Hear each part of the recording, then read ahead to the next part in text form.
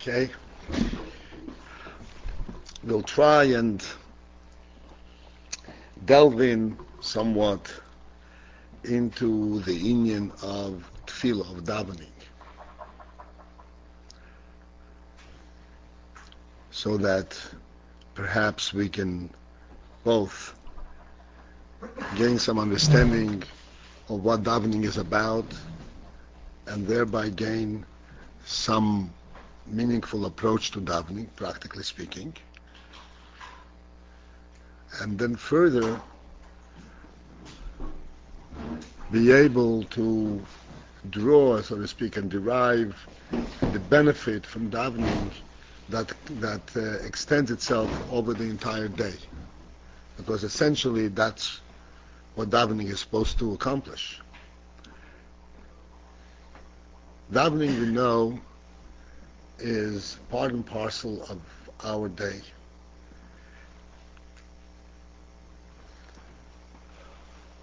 Although davening, tefillah, is translated as being a prayer, and prayer means essentially a request, which applies essentially when a person has a particular request, a particular need for something that he is lacking. He comes in and he asks for it. That's what the word prayer means.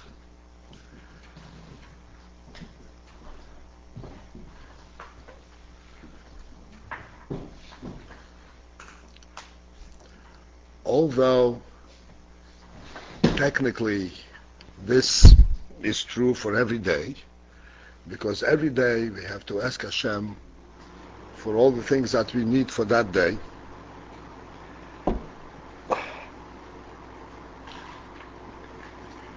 But in reality, there is a much more profound meaning to tefillah, to davening.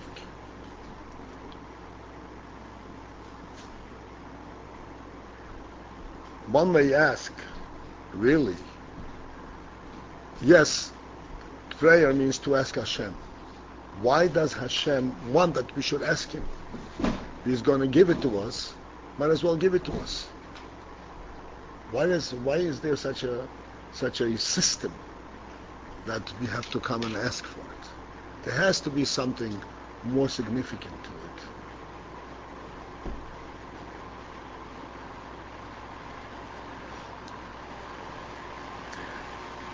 The word tefillah per se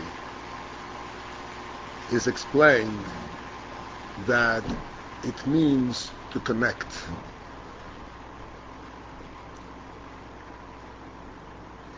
And thus, tefillah means to connect, to unite, to relate to Hashem.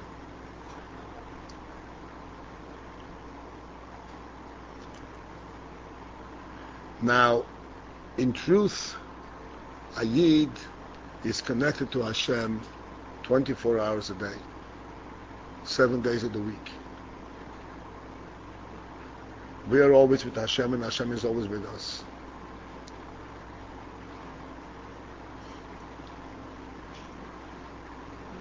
But tefillah means that we are connected not just in a general sense, but we are consciously connected.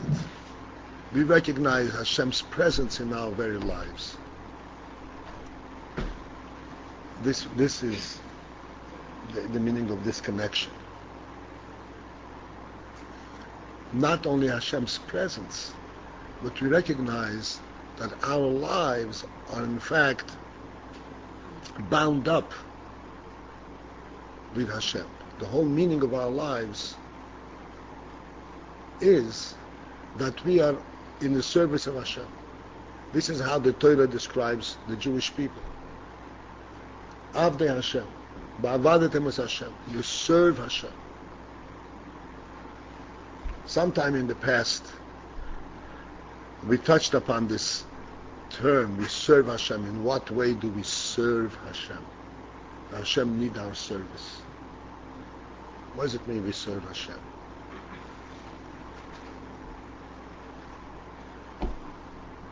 So these are the various aspects that I would like to touch upon, and perhaps later on in other sessions we'll have a chance to go into the certain sections of the davening and so forth.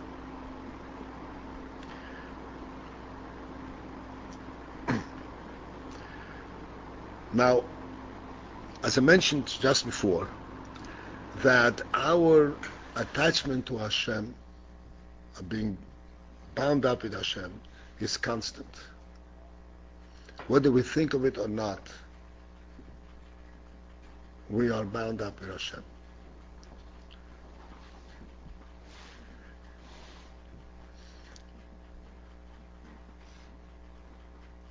In truth, also I have discussed in these sessions at various occasions, in truth, the sense of value of one's life is bound up with his sense of the presence of Hashem. If one loses Chas v'Sholom's sense of the presence of Hashem, then he loses a sense of value in his own life. So this is an intrinsic part of a Jew's life.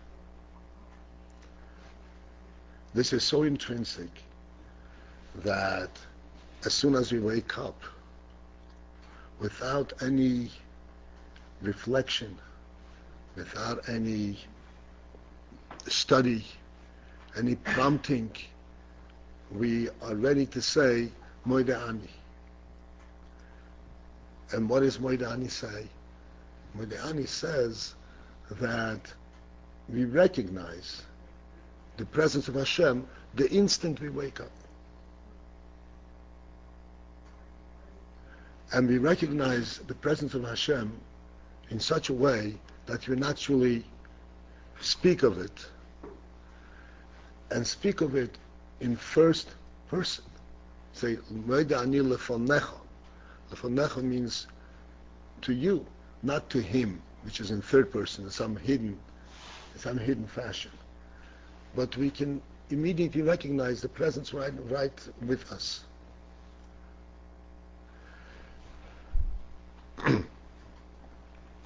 This recognition, again, this is intrinsic.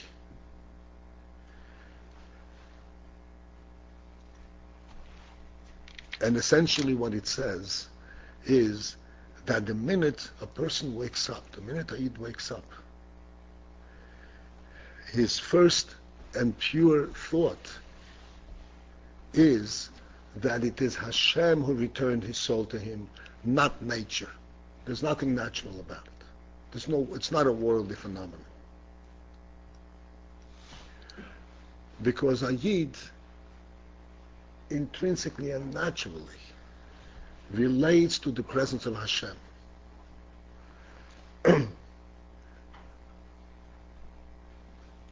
It is true that consciously sometimes it's difficult for him to identify it and even to understand it. But when prompted, unprepared, and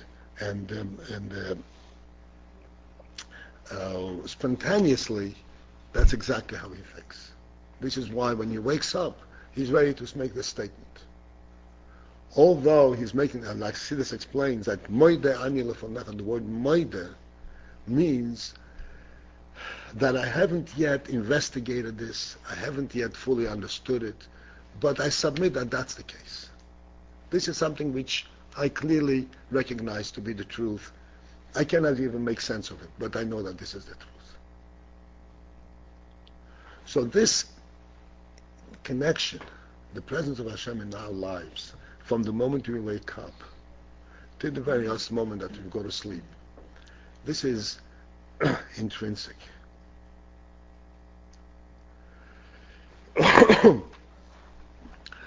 But then again,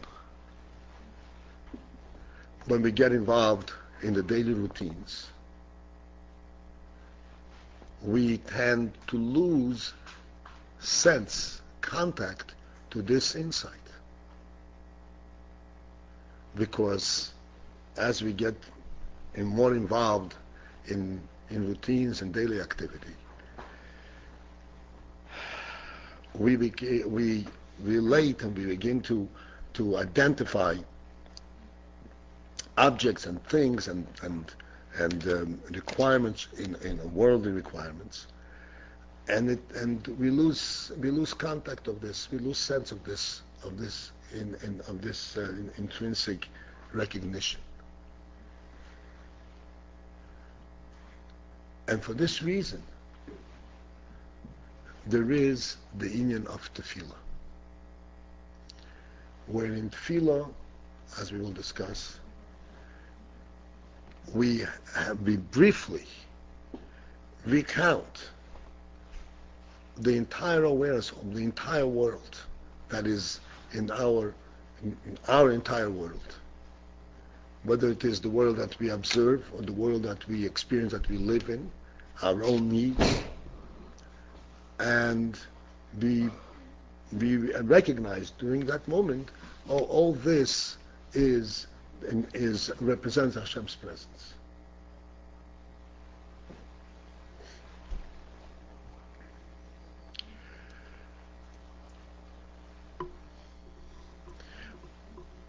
Let us discuss first the term Avodas Hashem, because the Gemara says that Avodah, serving Hashem, is in tefillah. Ezu Avodah shebelev zuhi tefillah. Tefillah is called Avodah. As I mentioned before, what is Avodah? What does it mean we serve Hashem? In what way do we serve Hashem?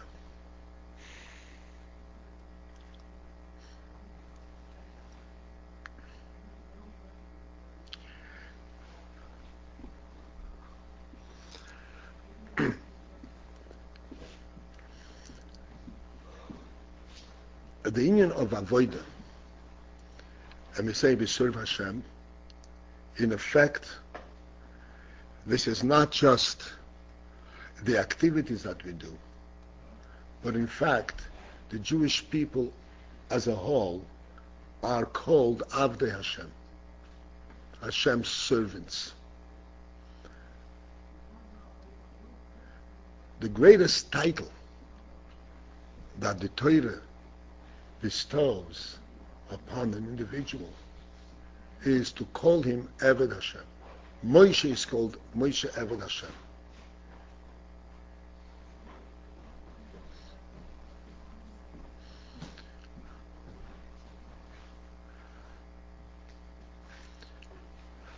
And I'd like to try and understand what that stands for. What does it mean?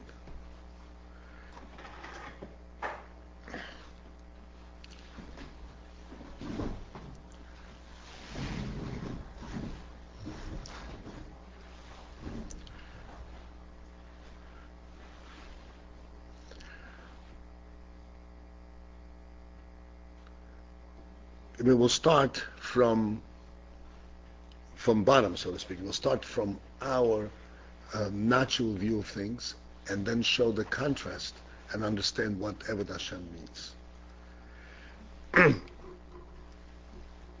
Just as when we ask the question, what does Hashem need our service? Let's examine this question itself. What this question is implying is that we are independent entities. We have our needs, we have our possessions, we have our koiches, our functioning koiches, we have our talents, whatever we have, whatever defines us, each one as an individual. And then we say, oh, but we have to serve Hashem. Say, what does it mean I serve Hashem? What can I add to Hashem? What can I give Hashem? What can I give Hashem and what is Hashem lacking? What does it mean I'm serving Hashem? In other words, the very question itself implies really a misinterpretation, misunderstanding of who we are and what we are.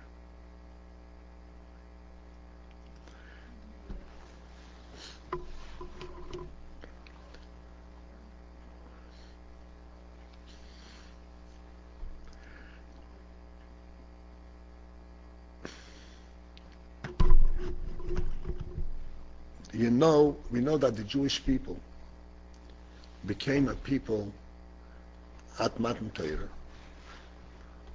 at Yetzias Mitzrayim and Matan Torah. And Mitzrayim, the subjugation in Mitzrayim, was, as it says, a prerequisite. This was what's called the Kur HaBarzel. This was the melting pot, the oven that that rendered the Jewish people pure, that cleaned them up to the point that they were able to now become Hashem's people.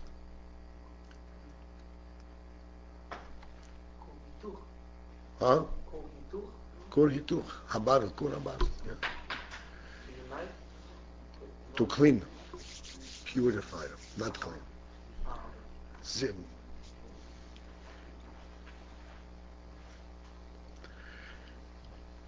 The Torah, and as you know, we discuss it here, the Torah basically consists of 630 mitzvahs, things to do and things not to do, and certain teachings, certain insights. All of that, number one, was in fact known prior to Matan Torah, was known to the Ovis, as the Gemara says. Avram, Yitzchak, Yankov, and to the Shvatim. What does it mean that it was Matan Torah? What does it mean that you needed to go through Mitzrayim in order to receive it?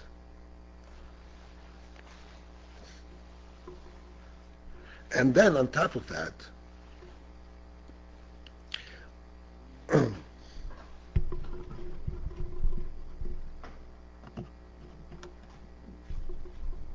the whole world is also Hashem's, not only the Jewish people. All peoples in the world belong to Hashem. Everything belongs to Hashem. There's Hashem ha'oretz u'maloya. The whole world belongs to Hashem. What is the difference between the way these Jewish people belong to Hashem and the way the rest of the world belongs to Hashem?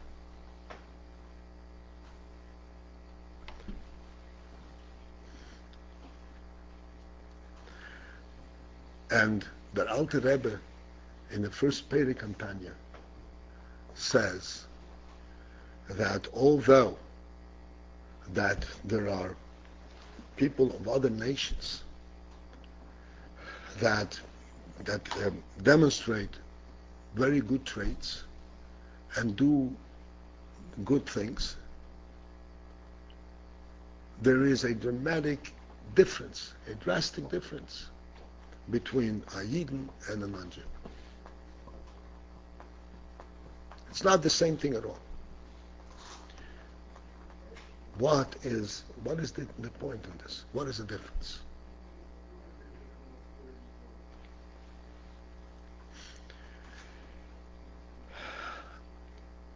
And the difference is as follows. Without Matan Torah and Mitzrayim and so forth, there are good qualities in every individual, in every human being. Every human being appreciates good and bad. And he appreciates that good is a good thing and bad is not a good thing.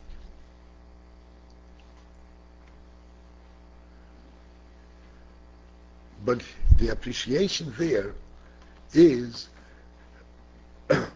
as a human being, this is good and this is bad. In other words, describing himself, what I am from my perspective, my feelings, my intellect, my understanding of things. This is good and this is not good. Just as there are vicious beasts, vicious animals, and there are tame animals. There are animals, as a matter of fact, that have qualities of compassion. These are all natural qualities in them that describe what they are.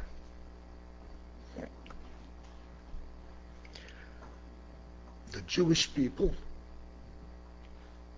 have been taken out of this realm completely.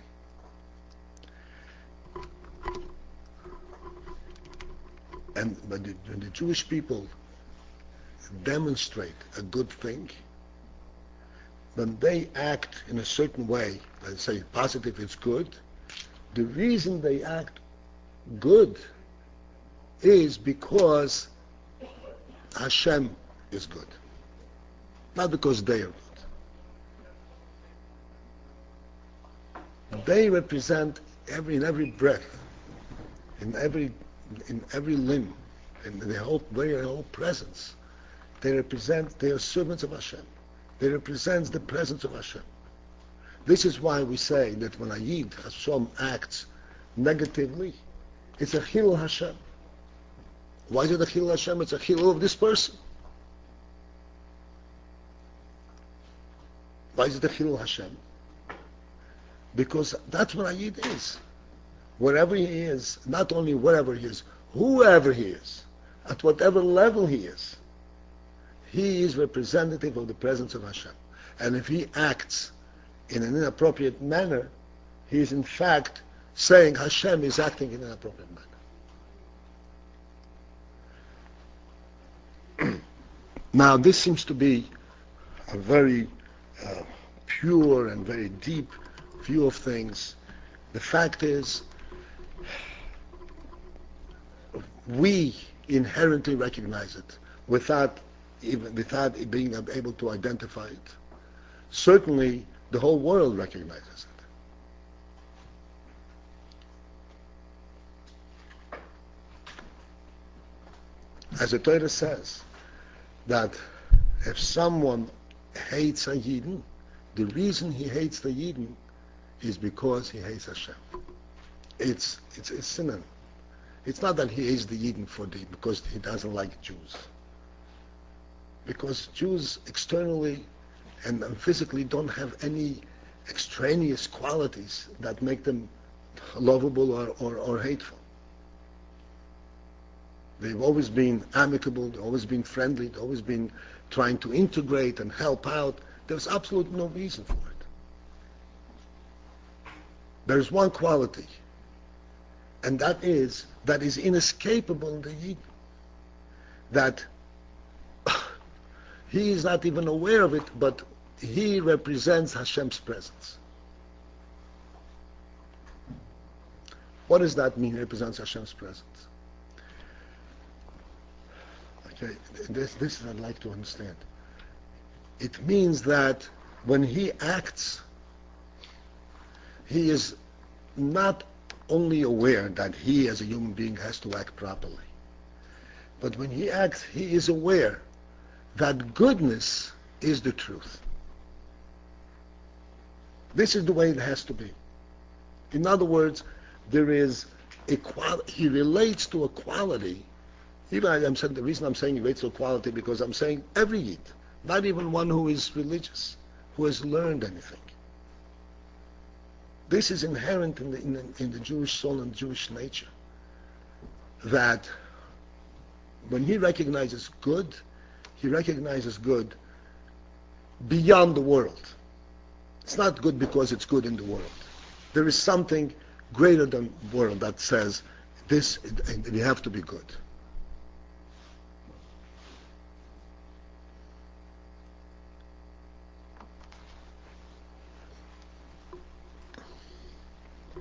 It's explained, I also remember one of these months mentioning this in one of these sessions, that it is known that when a Yid pursues worldly acquisition, worldly success, he never finds satisfaction.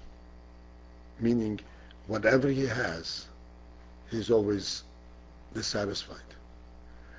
Whatever he has, if he has a yacht, he has to outdo every one of his neighbors. He cannot stop at any. And what a yacht is, a boat. He has to show beyond any. A goy lahavdil, he has whatever he has, he's satisfied. I mean, if he has riches, he's satisfied with having it at that level, at that level. Are you sure that's true? What? Sure about You yes.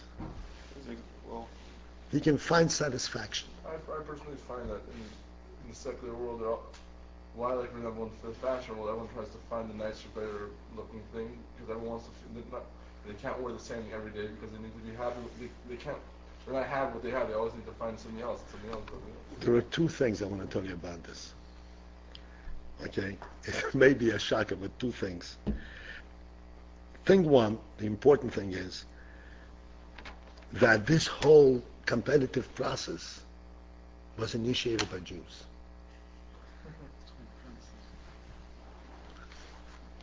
Okay? The whole thing of gift giving and the various during the Chogyas, during the December, the January, this was all initiated by Jews. This was a business, and they created this thing, and even then the goyim are satisfied at a certain point. And Yidden lahavdil cannot find satisfaction.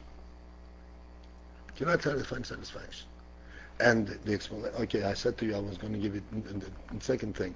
The second thing is that once it becomes fashion, so it's no longer to outdo. This is, in other words, there is a difference between saying that you are behind times, or saying, I have to go ahead beyond the limit. Once it becomes fashion among in that society, you have to keep up with it. Otherwise, you're kind of falling back. Okay. So it's explained. The Jewish people taught the world they taught the non-Jewish world depression, so to say, because that's what causes depression, right? Unhappiness. Well, did you know that proportionately there amongst the young, people who are not into Yiddishkeit, there are disproportionate amount of unhappy young Jews than going disproportionate completely. I think it's true though. Huh? I think it's true though. Okay. Yes. I was going to give this answer, but in the previous lecture you gave an example of Howard Hughes. He amassed this great fortune, and yet He wasn't a Jew. Right, so that's what I'm saying. He wasn't a Jew, and yet he wasn't happy with all the great wealth that he amassed. Yeah. Yeah. Okay, so we'll discuss how we use again. But this is true in the Yidden. And the reason for that is that, at least one of the reasons is, because a Yid, when he seeks worldly success, he seeks the worldly success to take the place and to satisfy a yearning that is outwardly. It's completely misplaced. He misinterprets what it is that is driving him, and this is why he can never be satisfied.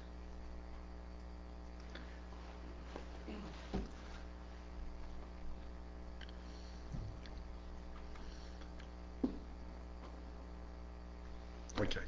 I'll take up Yahweh Jews not time. I just don't want to deviate now. So the Indian. So therefore, the point is that this Indian, that a Yid is bound up with the Meibashn. This is inherent, And the meaning of being Hashem's servants is that a Yid, by his very presence, represents Hashem's presence in the world.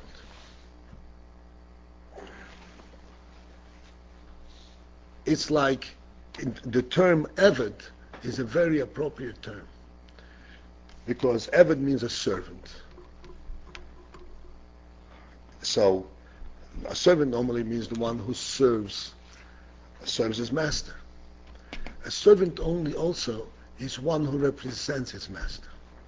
A servant also is one that wherever he goes, you point, okay, this one belongs to his master. And what is his claim to fame, so to speak? What is his title? What defines him? What gives him the place in this world? What gives him place in this world is his connection to his master.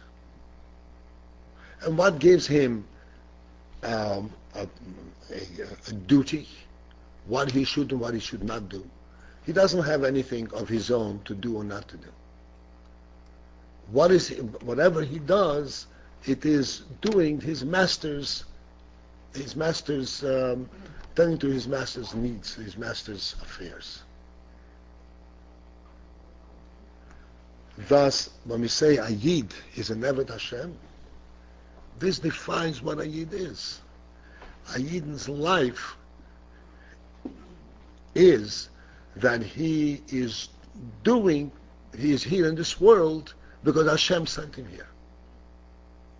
Not because he is doing it for himself, he's enjoying it on his own. His life represents Hashem's mission for him in this world.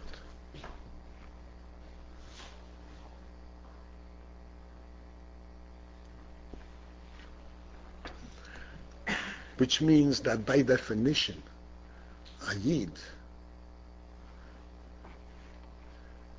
as a human being and as a finite, limited human being, really, as the Rebbe always says, he has infinite abilities, infinite powers.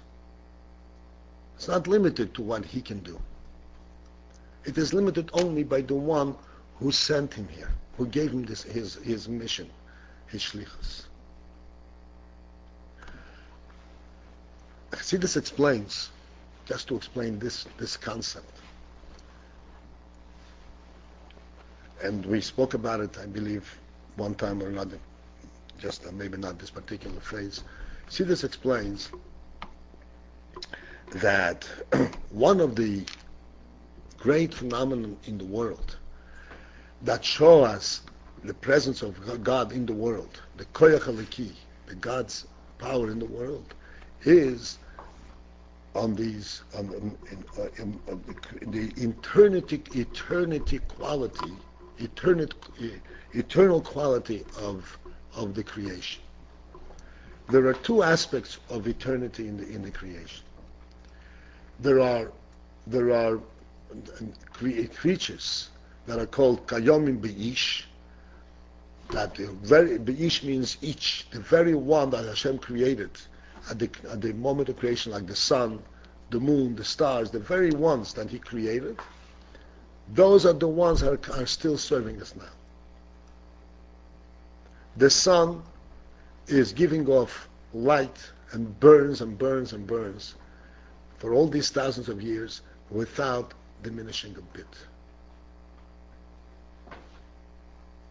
It's, no matter how large the sun is, it is nevertheless a finite body. How can it be a finite body? Should have what we call an infinite quality to it. No change.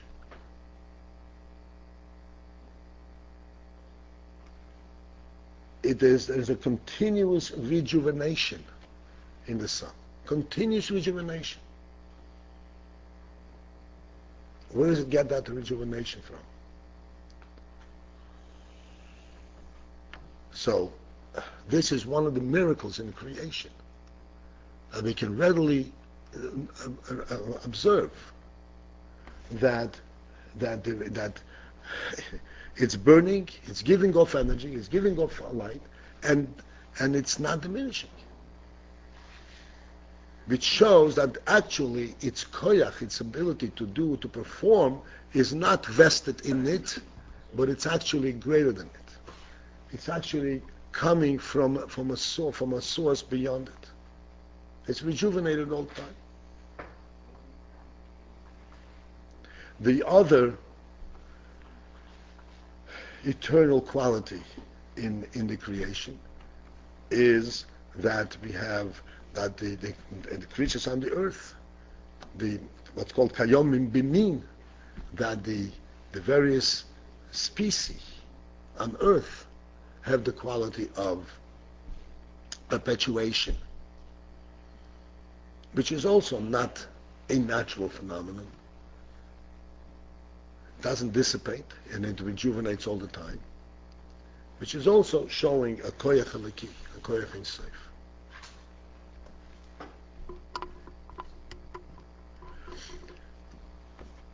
A yid,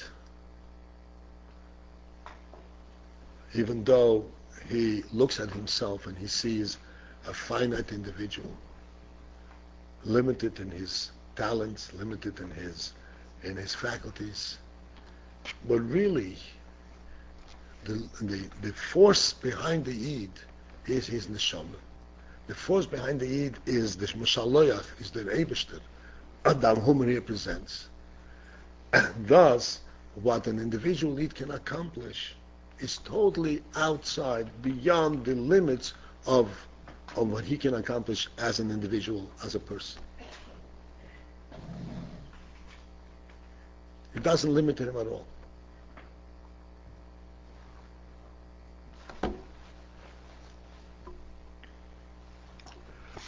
This is the meaning that Yidden are Avdei Hashem, are Hashem's servants. It means that here on this earth, what defines them and what is the koyach that sustains them and that carries them and that allows them to do what they do, it is their connection to the Creator. Whatever they do, they are representing the koyach of the Creator. What's the connection between your explanation of the two different expressions of eternality, eternalness and the creation to this? That just as when we see a body that shows force, power beyond its limit, shows the present that it comes from Hashem. A yid, likewise, is not limited to by his human limits. But is that visible like it's openly visible with the sun, or what different? It is open and visible in the experience that we know, that we could see and observe what individual Eden can accomplish, and turning over a whole country.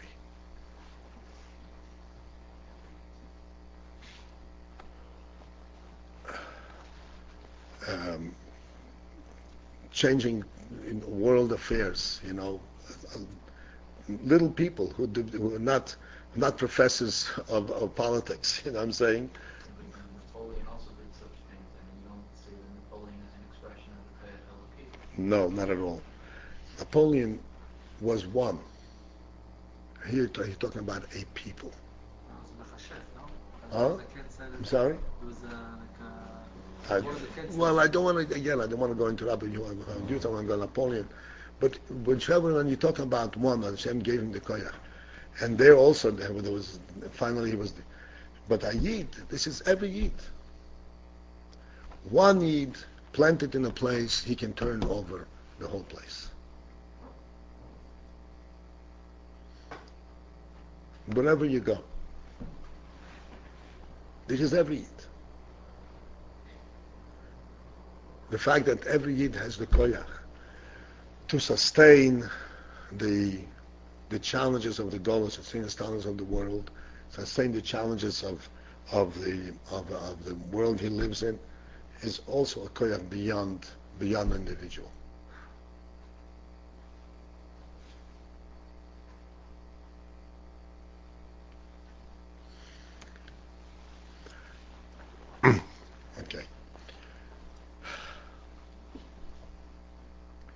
So, this is the meaning of Vayidin. This is the meaning of Avodah Hashem. Now, so this is inherently true by Yidin. As we said before, something can be intrinsically and inherently true, but that alone is not enough. One has to, in order to prepare himself for his daily activities, in order to prepare himself to face the world, he has to actually relate to it and bring it to his conscience and understand this thing and relate to the true to the true interpretation, meaning of the world as he would see it as an Avodah Hashem. And this is the inyan of Tefillah. Tefillah, as we said before, means to connect. This is when a Yid connects to Hashem and he reflects, not only reflects on thought, but actually enumerates and recites and proclaims that the whole world that he observes is Hashem's world, and that the world that he is facing, if he has to go out into the world, that world is also Hashem's world. And he is going there only because Hashem gives him the koyach to go. This is essentially, in a nutshell, the function of tefillah. This is why our day starts with tefillah. Because it is the impetus, it is what facilitates our day. Makes it possible for us to follow through in our daily lives.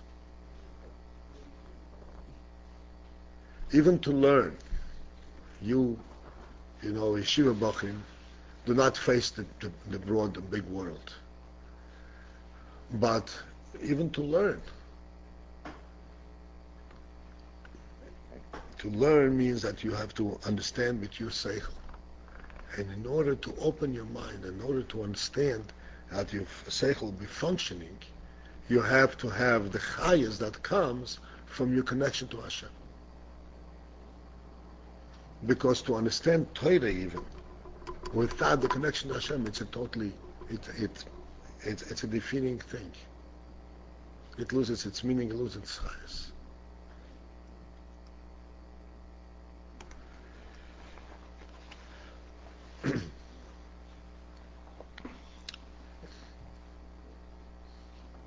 Let us try and, as a first, examine the early portion of davening. The first section of davening is called Psuki de Zimra, verses of praise.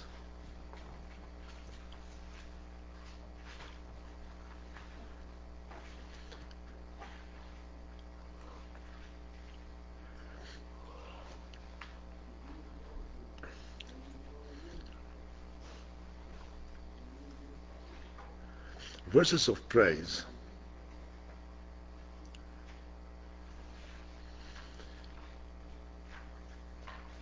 where does the idea of praise come in? What does it mean, be praise Hashem?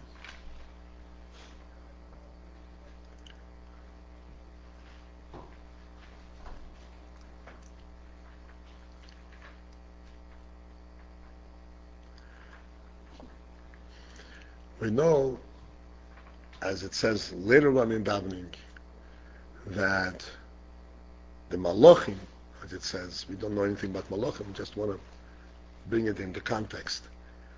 The malachim stand the whole time, their inyan is to say shira, to sing praise. What's the significance of that?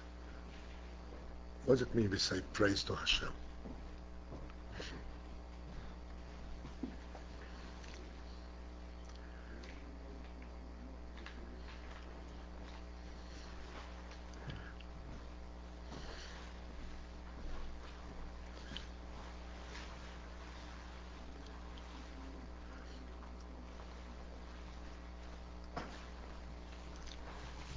in our own experience,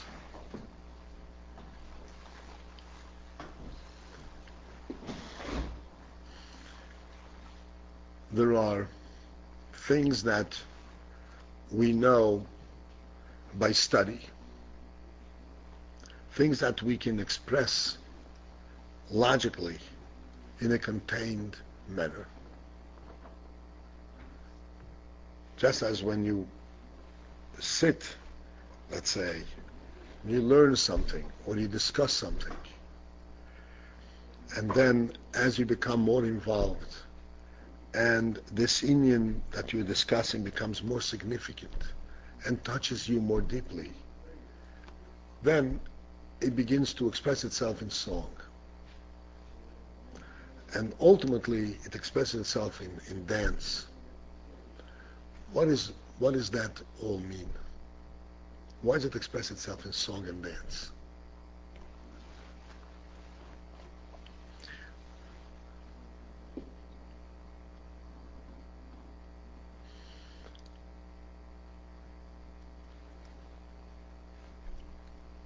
As we said before,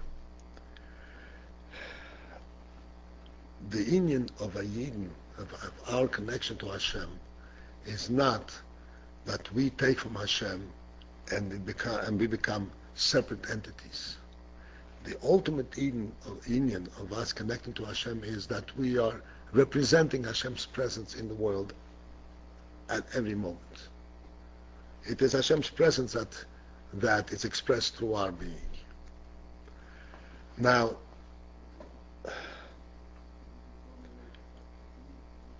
this inyan, this concept that Hashem's presence is expressed through our being, this is not something that we can really comprehend and we can really contain in our rational minds.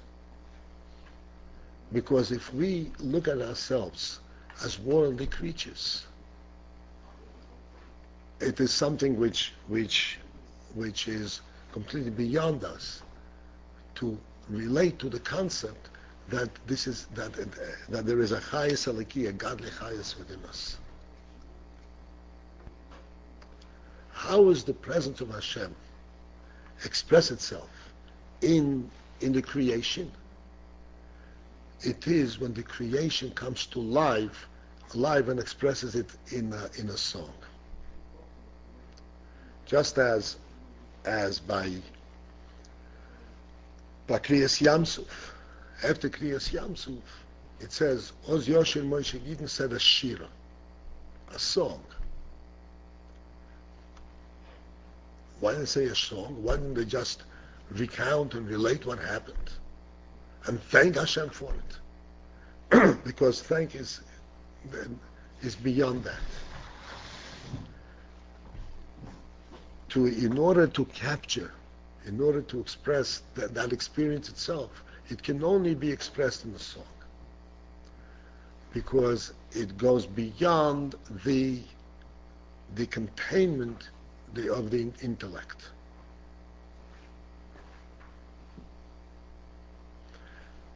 What Psuki de Zimra say, as we perhaps go into some detail later on, what Psuki de Zimra say is the following: that everything that Hashem created, from the inanimate, the mountains and the hills, the yamim, the seas and the rivers, the trees and all the plant life, the fowl and all the animals, and all ending up with the human being. The life that is represented in all of these creatures, what gives him the impetus for life? And the strength to grow and rejuvenate. It is the highest aliki, it is the godly spark, the godly light that shines upon them, that they experience. In other words, their very lives and their very growth and activity represents a song to Hashem. It says in Tanakh, the Gemara and Chassidus explains this. It says that the Yeshua, when he waged war, don't remember which city, so he wanted to finish the war that day, and he saw that the day is waning, so he says, Shemesh begivoin doim, that the sun should, the sun which was in given at that time, doim, should stop, which means the day should extend itself for the amount of time that he needs to finish this war. This was one of the great miracles of all time. So, Chassidus explains what is the expression Shemesh begivoin doim. Doim means keep quiet, stop talking. He should have said Shemesh begivoin amoid, stop. What does doim mean? So it says that because it says we say in davening Utzvo hashamayim locho mishtachamim, that the hosts of heaven are bowing to you. In other words, the movement of the sun itself, that movement represents its song to Hashem. Locho mishtachamim. And therefore, when Yeshua wanted the sun to stop, he said, do not continue to say the praise. Stop saying the praise. And therefore, the movement will stop.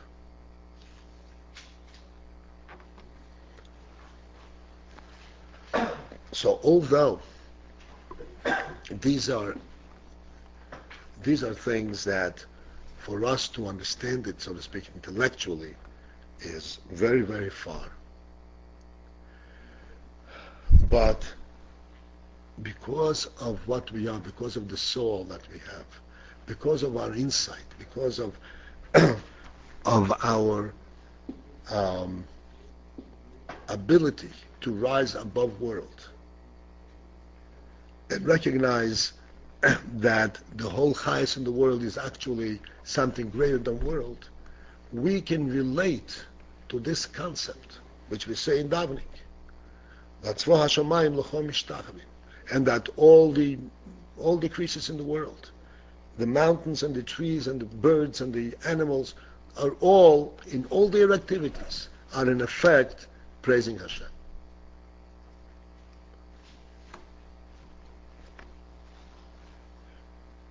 In Mitzvah Hashem, next time, we will take this up a little more in detail and try to explain that actually we can relate to the whole concept. There's a reality to it that we can relate to. We can recognize that there is, we can even recognize that yes, there is that sense of it. But the important thing is, which I'm pointing out, that here we see what tefillah is. Tefillah means that we show, we express and recognize the presence of Hashem in our very world. And recognize it not in a way that we said moide ani, just in a very general, in a manner that we simply submit to it, but we actually enumerate it. And we say that everything in the world that we come in contact with actually says that. This is the way we see the world.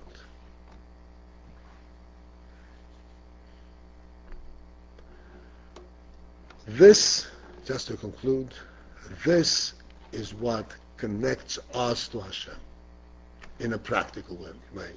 This is what prepares us for the day, so that when we face our duties in the day, outside of davening, we know that wherever we go, whatever we touch, this is all Hashem's world.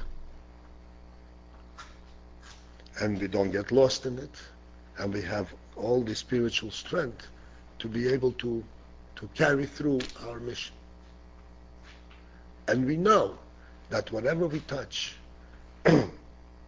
whether it is a worldly thing or, as we said yesterday, as we learn Torah, everything in it is essentially a godly spark. And that's the spark, that's the chayas that we relate to. This is how tefillah becomes the initiator of our day and gives us chayas to carry through the whole day.